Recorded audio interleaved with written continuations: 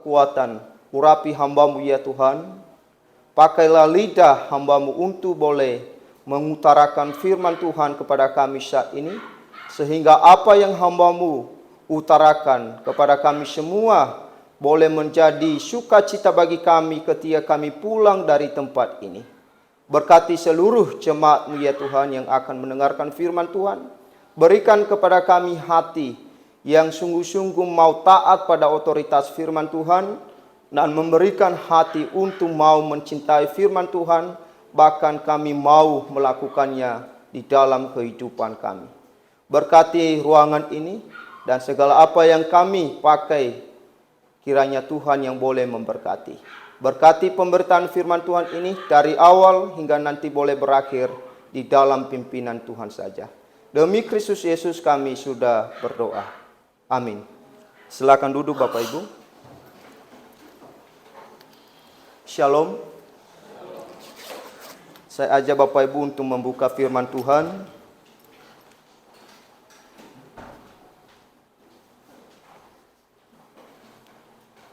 Dari Injil Lukas.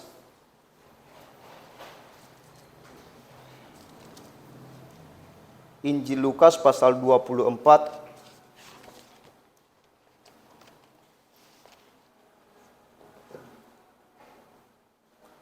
Injil Lukas pasal 24 ayat 44 sampai 49.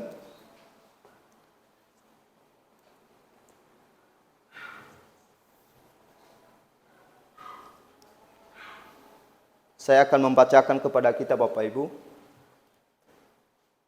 Ia berkata kepada mereka, inilah perkataanku yang telah kukatakan kepadamu ketika aku masih bersama-sama dengan kamu, yakni bahwa harus digenapi semua yang ada tertulis tentang aku dalam kitab Taurat Musa dan kitab Nabi-Nabi dan kitab Mazmur. Lalu ia membuka pikiran mereka sehingga mereka mengerti kitab suci. Katanya kepada mereka, ada tertulis demikian, Mesias harus menderita dan bangkit dari antara orang mati pada hari yang ketiga. Dan lagi, dalam namanya berita tentang pertobatan dan pengampunan dosa harus disampaikan kepada segala bangsa, mulai dari Yerusalem. Kamu adalah saksi dari semuanya ini, dan aku akan mengirim kepadamu apa yang dijanjikan Bapakku. Tetapi kamu harus tinggal di dalam kota ini sampai kamu diperlengkapi dengan kekuasaan dari tempat tinggi. Nah Bapak Ibu yang saya kasihi, tema perenungan kita pada hari ini adalah menerima tugas baru. Nah saya percaya bahwa Bapak Ibu pernah menerima yang namanya tugas. Entah itu tugas di dalam pekerjaan, entah itu tugas di dalam studi, dan terlebih-lebih tugas di dalam pelayanan. Nah tentunya di dalam kita menerima sebuah tugas, kita harus memastikan apa yang hendak kita lakukan di dalam tugas itu. Tentunya kita harus mengerti terlebih dahulu apa yang hendak kita jalankan. Nah, tidak mungkin Bapak Ibu kita melakukan tugas tanpa kita mengerti terlebih dahulu apa yang hendak kita kerjakan. Nah, demikian di dalam bagian ini Bapak Ibu, sebelum Yesus memberikan kepada murid-murid sebuah tugas untuk menjadi saksi, nah tentunya Yesus memastikan kepada para murid terlebih dahulu bahwa mereka memastikan apa yang hendak mereka saksikan. Nah Bapak Ibu yang saya kasihi, minggu lalu kita sudah belajar dari sebuah tema bahwa kebangkitan menjawab keraguan manusia. Apa yang menjadi keraguan para murid pada saat itu Bapak Ibu? Yaitu tentang pengharapan. Tentang janji Tuhan yang pernah janji kepada mereka sebelum dia mati. Tetapi ketika Tuhan Yesus mati di atas kayu salib, pengharapan itu sirna sudah. Di situ sudah mereka putus asa, mereka sudah kecewa. Tetapi setelah Yesus bangkit dari antara orang mati, maka janji itu kembali dipastikan kepada mereka. Nah, Bapak Ibu yang saya kasihi di dalam nama Tuhan kita Yesus Kristus, kalau tidak ada kebangkitan Yesus Kristus, maka janji keselamatan bagi kita sampai hari ini juga, ini merupakan sebuah hal yang diragukan. Kesia-siaan belaka yang kita alami saat ini kalau seandainya kebangkitan Yesus itu tidak terjadi. Tetapi yang benar di dalam firman Tuhan dikatakan bahwa kebangkitan Yesus itu sungguh terjadi. Kenapa hal ini harus kita pastikan Bapak Ibu? Karena ini adalah intisari daripada iman kekristenan. Seandainya kebangkitan Yesus Kristus itu tidak benar-benar terjadi, maka semua kepercayaan kita kepada Yesus akan diragukan. Nah, Bapak Ibu yang saya kasihi, inilah yang disampaikan kepada kita pada hari ini, bahwa Yesus telah mati dan bangkit pada hari yang ketiga. Makanya kita saat ini berani melayani Tuhan, berani bersaksi kepada Tuhan, karena kita tahu apa yang menjadi fondasi di dalam kita melakukan hal itu. Bapak Ibu yang saya kasihi, tugas yang diberikan Yesus kepada para murid yaitu menjadi saksi. Di dalam ayat 40,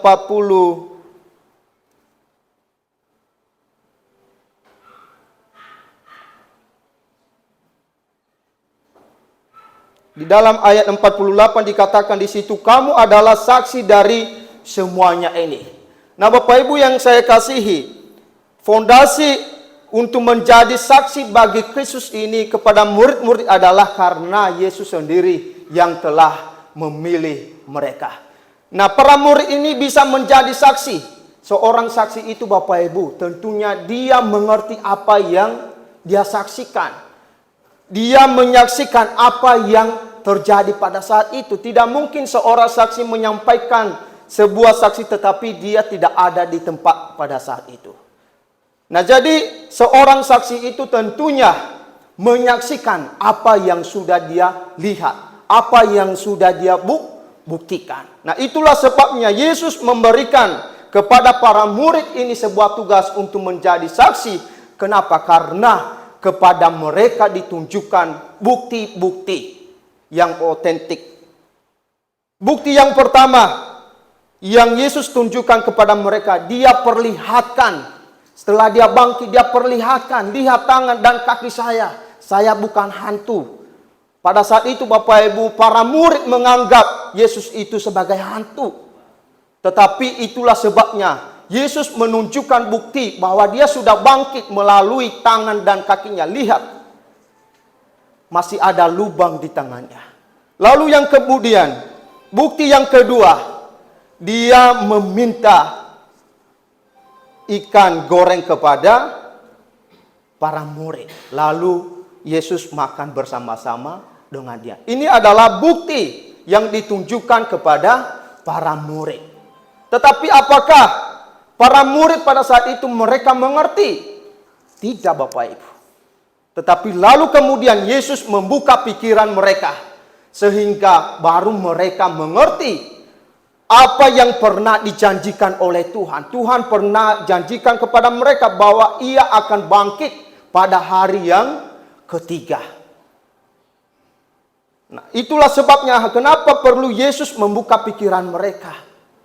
Ada yang menghalangi hati mereka, pikiran mereka, sehingga mereka tidak mengerti bahwa Yesus pernah menjanjikan bahwa dia bangkit pada hari yang ketiga. Yesus membuka pikiran mereka sehingga mereka bisa menerima dan percaya apa yang pernah Yesus janjikan kepada kita. Nah, demikian kita Bapak Ibu. Kenapa kita percaya kepada Yesus? Kenapa kita mau menerima Yesus sebagai Tuhan dan Juru Selamat? Itu adalah kasih karunia Tuhan yang diberikan kepada kita. Dia membuka hati dan pikiran kita supaya kita mempercayai seluruh apa yang telah Dia janjikan kepada kita. Kita percaya kepada firman-Nya karena Dia sudah terlebih dahulu membuka pikiran kita. Kalau tidak, tentunya kita tidak menerima apa yang sudah Dia pernah janjikan. Nah, makanya kita bersyukur Bapak Ibu, kalau kita bisa beribadah di pagi hari ini, kalau kita bisa memiliki kerinduan untuk membuka firman Tuhan, membaca firman Tuhan, itu karena anugerah Tuhan di dalam kehidupan kita. Sehingga kita berani mengatakan bahwa Yesusku adalah segala-galanya di dalam kehidupan kita. Memang di dalam kita mengikut Yesus, kita rela kehilangan segala-galanya. Tetapi ketika kita mengikut Yesus dan percaya kepadanya, maka kita sudah memperoleh lebih dari segala-galanya. Nah Bapak Ibu yang saya kasihi di dalam nama Tuhan kita Yesus Kristus. Yang menjadi pertanyaannya bagi kita, mengapa hal ini perlu diberitakan kepada orang lain? Ini yang menjadi pertanyaan bagi kita. Tadi kita nyanyikan lagu, berikan pada kami hati yang mengasihi. Nah sekarang pertanyaan bagi kita, mengapa perlu kita menyampaikan, memberitakan kepada orang lain? Nah ada beberapa hal alasan Bapak Ibu. Yang pertama, ini adalah sebagai tanda bahwa kita sudah berjumpa kepada Kristus. Sebagai tanda bahwa kita sudah mengalami Kristus di dalam kehidupan kita. Ada 3 opsi kenapa banyak orang Kristen yang tidak mau memberitakan Injil kepada orang lain. Yang pertama, tidak yakin. Yang kedua, tidak mengerti apa yang dia sampaikan. Yang ketiga, dia anggap bahwa hal itu tidak bernilai. Nah banyak orang Kristen yang hanya sekedar datang di dalam gereja, tetapi sebetulnya dia tidak mengerti kenapa dia harus datang beribadah. Banyak orang Kristen yang mengklaim bahwa semua agama itu sama. Karena mereka tidak mengerti sesungguhnya esensi daripada iman kekristenan itu Bapak Ibu. Nah itulah sebabnya alasan ini menjadi penghalang bagi orang Kristen untuk tidak mau bersaksi. Kenapa? Apa yang mau dia saksikan? Dia tidak mengerti apa yang dia saksikan. Apa yang dia saksikan? Karena dia tidak yakin apa yang dia saksikan. Apa yang dia saksikan, dia anggap itu adalah hal yang tidak bernilai. Nah Bapak Ibu yang saya kasihi, ini perlu kita renungkan di dalam kehidupan kita sebagai orang percaya. Kesaksian itu Bapak Ibu menunjukkan bahwa sebetulnya kita sudah mengalami Kristus di dalam kehidupan kita. Kita sudah berjumpa secara pribadi dengan Kristus. Ketika Rasul Paulus berjumpa dengan Tuhan, ketika Rasul Paulus ditangkap oleh Tuhan, apa yang dia katakan?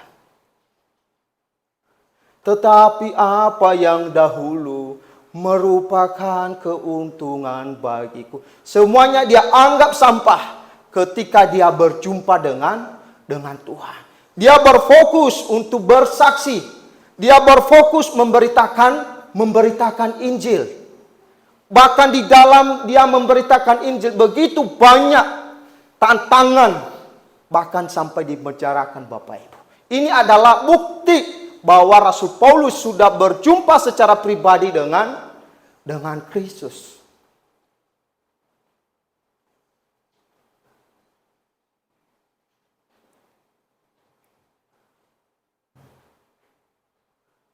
Bapak Ibu yang saya kasihi, bukti yang kedua, mengapa kita harus menyampaikan Injil kepada orang lain?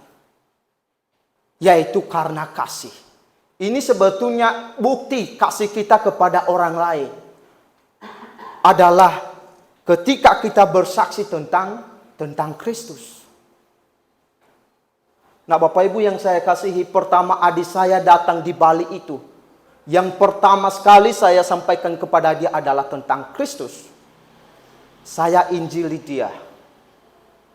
Lalu beberapa minggu kemudian dia sakit. Lalu saya datang mendekat kepada dia. Saya bertanya, Dek, kalau misalnya kamu dipanggil oleh Tuhan, ini hanya seandainya. Apakah kamu sudah yakin masuk surga? Lalu dia berkata, Bapak Ibu, yakin. Kenapa yakin? Karena saya sudah percaya kepada Yesus. Kita berpuluh-puluh tahun, kita bersama-sama di dalam keluarga, tetapi kita tidak pernah bersaksi tentang Kristus. Kita sudah berpuluh-puluh tahun berteman, bersahabat kepada orang lain, tetapi kita tidak pernah membuka mulut, menyatakan iman kita kepada orang lain. Yang lebih ironisnya malah banyak orang Kristen yang malu menyatakan imannya, yang malu mengaku Yesus di hadapan orang. Nah, ini yang lebih celaka, Bapak Ibu. Kita sudah menyangkal Kristus di hadapan manusia. Kasih itu tidak selalu berbicara ketika kita memberikan sesuatu kepada orang lain secara materi. Tetapi kasih yang sesungguhnya adalah ketika kita merampas mereka dari api neraka. Itu yang dikatakan di dalam Yudas pasal 1 ayat 23. Rampaslah mereka. Bayangkan Bapak Ibu, kalau seandainya Bapak Ibu punya anak lalu jatuh di dalam api, apakah Bapak Ibu membiarkan anak itu terbakar? Tentunya tidak. Pasti kita merampas dia dari api neraka itu. Pasti kita merampas dia dari api itu. Nah, ini adalah bukti kasih. Bukti kasih kita kepada orang lain. Dan juga bukti kasih kita kepada Kristus. Kalau kita berkata aku mengasihi Kristus, berarti kita juga harus mau memberitakan kasihnya kepada orang lain. Lalu yang kemudian Bapak Ibu, yang ketiga adalah kenapa kita mesti bersaksi kepada orang lain? Karena kabar yang kita sampaikan kepada orang lain adalah merupakan kabar sukacita. Kristus telah mati di atas kayu salib dan bangkit pada hari yang ketiga. Ini adalah pengharapan yang sejati yang tidak bisa diberikan oleh dunia. Ini adalah kabar sukacita yang hendak kita memberitakan kepada orang lain. Ini alasan kenapa kita mesti bersaksi kepada orang lain. Karena ini adalah kabar sukacita yang dapat membangunkan orang, membangkitkan orang yang sedang di dalam keputusasaan. Nah, Bapak Ibu yang saya kasih, ketika perempuan-perempuan yang datang ke kubur Yesus, menengok kubur Yesus, lalu kubur Yesus, pintu daripada kubur Yesus itu telah terguling. Nah, apa yang terjadi? Mereka kembali semangat. Nah, jadi ketika kita sudah memberitakan kebangkitan Kristus yang adalah pengharapan bagi semua orang, nah inilah yang dapat menggulingkan segala kesedihan, kedukaan yang kita alami di tengah-tengah dunia ini. Tetapi yang lebih ironisnya, justru pada saat ini begitu banyak orang yang suka mengabarkan hal-hal yang tidak baik. Yang lebih cenderung mengabarkan gosip-gosipan daripada mengabarkan kabar sukacita. Lalu yang kemudian adalah mengapa kita perlu bersaksi kepada orang lain? Supaya segala lidah mengaku bahwa Yesus adalah Tuhan dan Juru Selamat. Nah, bagaimana semua orang bisa mengenal Yesus kalau kita tidak mau bersaksi? Bagaimana orang lain bisa memuji Yesus kalau kita tidak mau bersaksi kepada mereka? Nah, Bapak Ibu yang saya kasih, ini adalah tugas dan sekaligus tujuan hidup kita sebagai orang Kristen. Tujuan hidup kita bukan hanya sekedar cari uang, Bapak Ibu. Bukan hanya sekedar menjalankan segala rutinitas kita, menjalankan segala pekerjaan kita, tetapi Tuhan menciptakan kita dengan tujuan adalah untuk kemuliaan dan untuk menikmati Dia. Bapak Ibu yang saya kasihi, ini yang sudah kehilangan esensi daripada tujuan hidup manusia di dalam kantong-kantong kekristenan pada saat ini. Tujuan hidup manusia sudah digeser oleh banyak kesibukan-kesibukan, oleh kepentingan-kepentingan pribadi. Yang sesungguhnya hari ini waktu untuk beribadah, yang sesungguhnya hari ini untuk menyenangkan hati Tuhan, tetapi lebih mementingkan apa yang menjadi orientasi hidupnya daripada kepentingan Tuhan. Mari kita merenungkan hal ini Bapak Ibu. Kita sebagai orang yang sudah diselamatkan oleh Tuhan, mestinya kita harus mengerti apa yang menjadi tujuan hidup kita sebagai orang percaya. Banyak orang Kristen yang hanya sekedar menikmati berkat-berkat Tuhan, tetapi lupa tujuan hidupnya. Begitu senang menikmati berkat Tuhan, tetapi ketika disuruh untuk melayani Tuhan, sama sekali tidak dilakukan. Disuruh untuk memuliakan Tuhan, tetapi beralasan masih banyak pekerjaan yang mesti dikerjakan. Nah Bapak Ibu yang saya kasihi di dalam nama Tuhan kita Yesus Kristus, tugas ini bukan hanya dialamatkan kepada para murid Bapak Ibu, tetapi kepada kita sebagai orang yang percaya, yang mengaku bahwa saya percaya kepada Yesus sebagai Tuhan dan Juru Selamat. Ini berlaku bagi kita semua. Bukan hanya kepada para murid, bukan hanya kepada para penginjil, tetapi kepada kita semua orang percaya.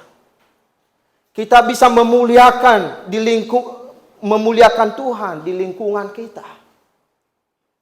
Kita bisa memuliakan Tuhan di dalam keluarga kita. Banyak orang tua pada saat ini Bapak Ibu yang sudah kehilangan figur. Yang seharusnya orang tua itu menjadi teladan, menjadi contoh yang dapat membawa anak-anak untuk mengenal Tuhan. Tetapi justru sekarang terbalik. Justru anak-anak yang dapat membawa orang tua untuk mengerti firman Tuhan.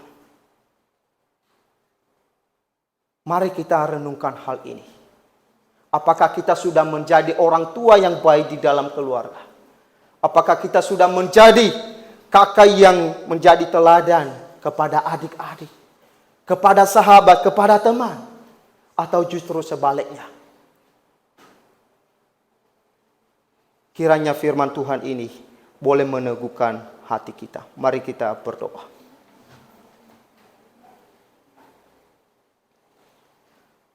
Terima